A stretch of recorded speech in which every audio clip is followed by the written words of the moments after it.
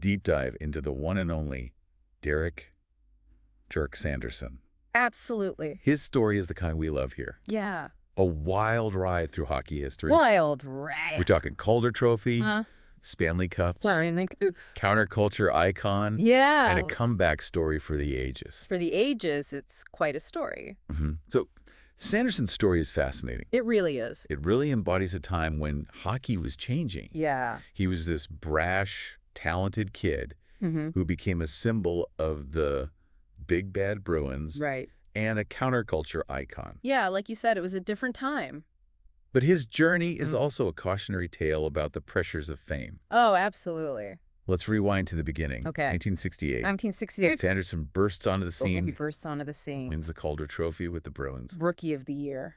What made him stand out from the crowd even as a rookie? Well, I think it wasn't just that he could score, although he did have a knack for that. He did. Right from his first shift, you could see this fearless, almost defiant energy. Yeah. You know? Yeah. And you got to remember, this is a time when rookies were expected to be deferential to the veterans. He wasn't afraid to challenge veterans even after the whistle. You're right. He had this in-your-face style. He did. Even muscling the puck away from Leafs legend Alan Stanley after a play was over. Yeah. What was behind this big bad Bruins image?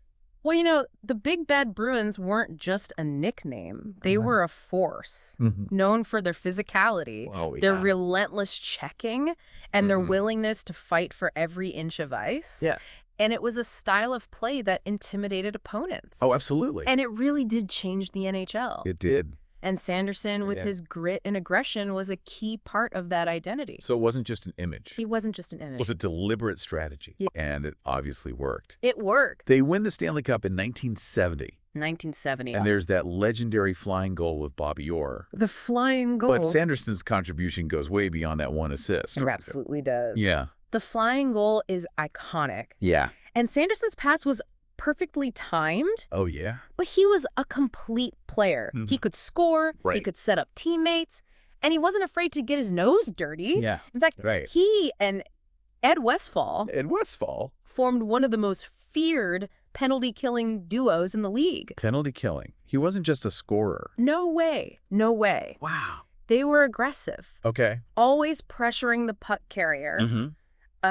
Opposing power plays dreaded going up against those two. Yeah. And you have to remember, his father instilled that dedication early on. Oh, wow. Having him practice face-offs constantly as a kid. Really? Yeah. Wow. It was a crucial skill for controlling the game, especially when shorthanded. Yeah. So this big bad Bruins persona wasn't just for show. Yeah. It was backed up by skill and work ethic. Skill and work ethic. But then you have this other side of Sanderson. Yeah.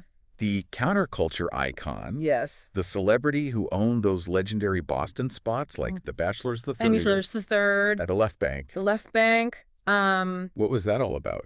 Well, he was a reflection of the times, you know. The late 60s and early 70s were a period of social upheaval. Right. And Sanderson embodied this rebellious spirit, both on and off the ice. Yeah. He was a rock star in a hockey uniform. And in 1972, he signs this huge contract with the Philadelphia Blazers, becoming the highest paid athlete in the world. Wow. It seems like he had it all. Yeah. But then things took a dark turn. They did. It's a classic rise and fall story. Yeah. The pressures of fame, the lifestyle, the temptation, it all caught up with him. Yeah. Alcohol and drugs took hold. Right. And his career spiraled. Yeah. He went from being on top of the world to bouncing between teams, struggling to find his place. It's heartbreaking to hear how his life unraveled. This talented, charismatic guy battling these inner demons. But then comes this incredible comeback. The amazing comeback. And it's a testament to the power of human connection. It really is. It is. It is. His old teammate, Bobby Orr, stepped up, got Sanderson into rehab, and from there, he began to rebuild his life. It's amazing how Orr didn't just walk away. You're right. He saw the potential for Sanderson to come back. Yeah. Not just to hockey, but to life itself. To life itself. And that's the power of mentorship. It is. Of having someone who believes in you. Yeah. Even when you don't believe in yourself. Even when you don't believe in yourself. It's a theme we see throughout Sanderson's life. Yeah. Not just with Orr. But with Harry Sinden. Harry Sinden? His coach with the Bruins. Right. Tell me more about Sinden. Well, Sinden's a legend in hockey. Oh, yeah. Known for his strategic mind. Yeah. How did he shape Sanderson as a player? How did he? Well, Sinden was a master tactician, but he also understood his players. Yeah. He knew how to push Sanderson's buttons. Right. How to challenge him mentally. Really? Yeah. Oh. He helped Sanderson harness his aggression, right. refine his skills, and think about the game at a deeper level. So Sinden helped him become more than just a tough guy. Oh, yeah. He helped him become a truly great player. Absolutely. He helped Sanderson understand that there's more to the game than just physicality. So much more. He taught him the importance of strategy, discipline, and making smart decisions on the ice. Smart decisions on the ice. It's fascinating how different mentors, like Orr and Sinden, influenced Sanderson both personally and professionally. Yeah. But let's go back to this comeback. Okay. What did Sanderson do after he got sober? Well, he reinvented himself. First as a broadcaster. With NESN and WSBK-TV. Wow. Then as a financial advisor. Really? Yeah. Wow. He used his platform to share his story and help other athletes avoid the pitfalls he had fallen into. It's like he found a new purpose. He did. He wasn't just surviving. Right. He was thriving and making a difference. Yeah. And what's interesting is even during his darkest times, he maintained a sense of self-awareness years later, reflecting on the goal, he said, that playmakers to be invisible. It makes you wonder if even at the height of his fame, he sensed that there was more to life than just the spotlight. More to life than just the spotlight. That's a great point. It is. He understood the importance of the contributions that don't always get the headlines. Yeah, the guys behind the scenes. Yeah. He also had a sense of humor about himself. Right. Remember that story about him wearing a tuxedo? A tuxedo. A tuxedo. To Game 4. To Game 4. Of the 1970 Stanley Cup Final. Yes. Wait. A tuxedo? A tuxedo? To a hockey game? Yes. What was that about? Well, he was so confident the Bruins would win that he showed up ready to celebrate in style. Oh, wow. Can you imagine the ribbing he would have gotten from his teammates if they'd lost? Oh, my gosh. Yeah. That's classic Sanderson. Classic Sanderson. Confident. A bit of a showman? Yeah. But also willing to take a risk. Willing to take a risk. And that confidence, combined with his dedication, helped make him a dominant force on the ice. A dominant force on the ice. His penalty killing with Westfall, for example, was legendary. Oh, yeah. He'd often stay on the ice. They would. For entire penalties. For entire penalties. Disrupting plays. Disrupting plays. And even creating scoring chances. Creating scoring chances. It seems like every aspect of his game, from face-offs to penalty killing, was honed through that work ethic. His father instilled in him. His father instilled in him? But it wasn't just physical. No. He was a smart player, too. He was very smart. He was. He had a natural hockey sense. Okay. A knack for anticipating plays and finding ways to exploit weaknesses. Yeah. He could be a physical force, but he was also a creative playmaker. So we've got this complex character. Tough, talented, and ultimately resilient. His story is incredible. It really is. It's incredible. It's a story that we need to tell. So let's dive back into part 2 of our deep dive into the life and legacy of Derek Turk Sanderson. Derek Turk Sanderson. As we talk about Sanderson's legacy, it's important to remember that he played in a different era. Definitely today's game is faster. Faster. More skilled. Maybe less physical than back in the Big Bad Bruins day. Right, but some things are timeless, like the importance of playmaking.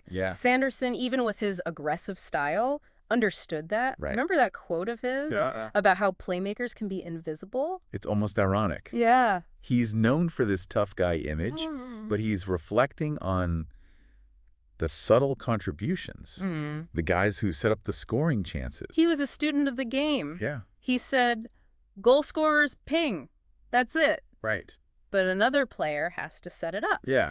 He understood that hockey is a team sport, and everyone has a role to play. And he played his role with intensity. Oh, yeah. His penalty killing with Westfall was almost as famous as his scoring exploits. It was. They were relentless, often staying on the ice for entire penalties. It wasn't just about blocking shots. Right. They were aggressive. Yeah. Reading the play, anticipating passes, forcing turnovers. They turned defense into offense. His father's insistence on practicing face-offs probably helped there.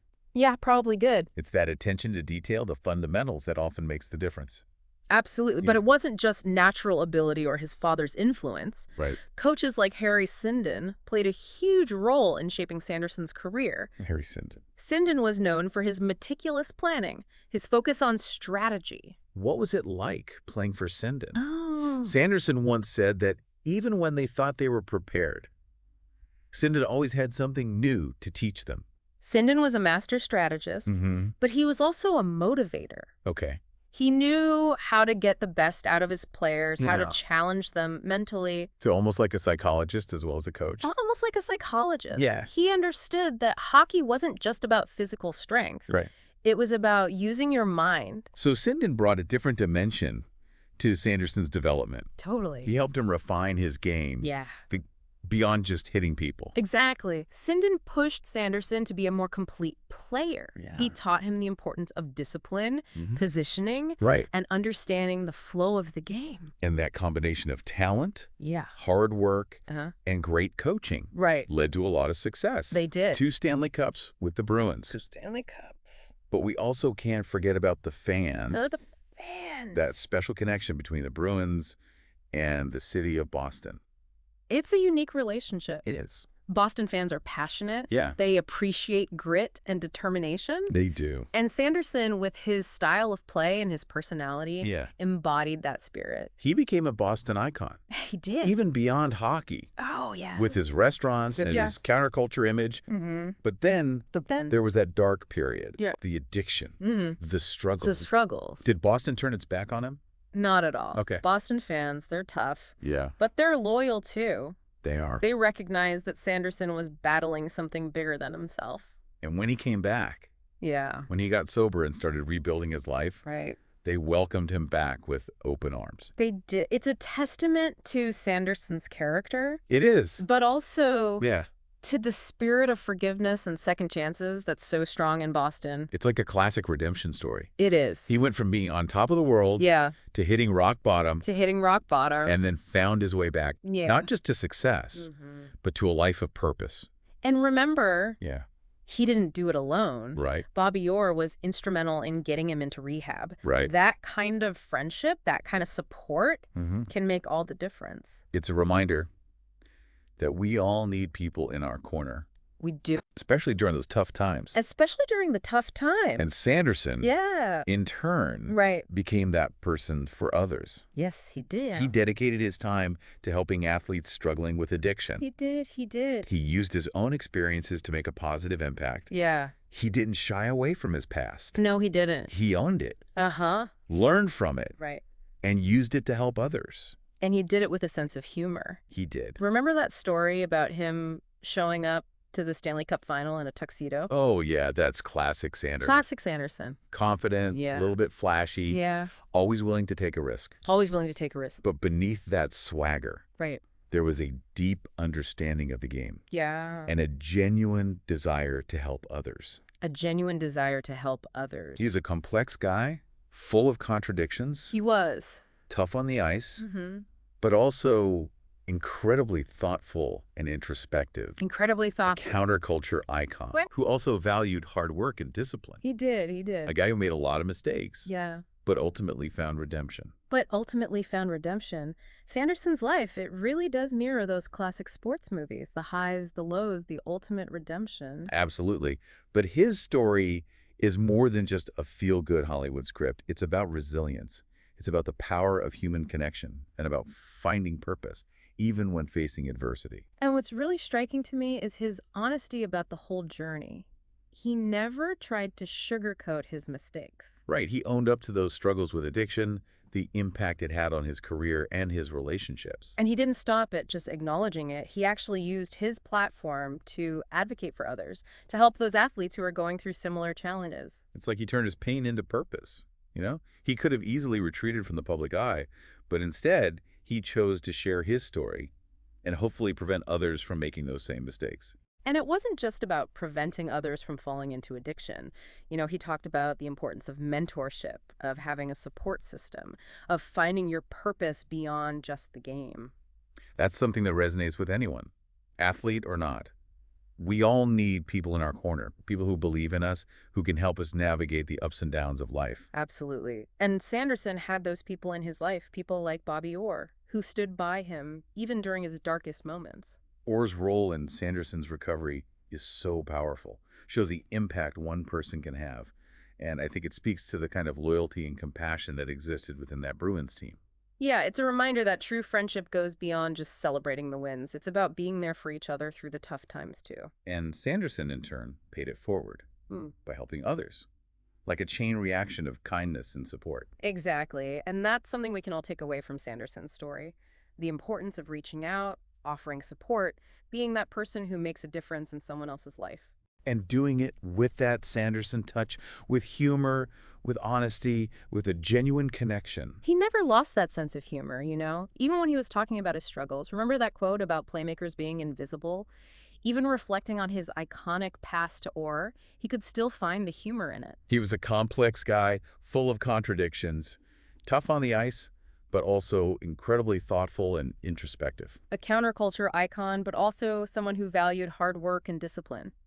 A guy who made a lot of mistakes, but ultimately found redemption. So what's the one thing you hope listeners take away from this deep dive into Derek Sanderson's life? For me, it's the reminder that everyone has a story. And those stories, even the ones that seem messy or complicated, are worth telling. I couldn't agree more.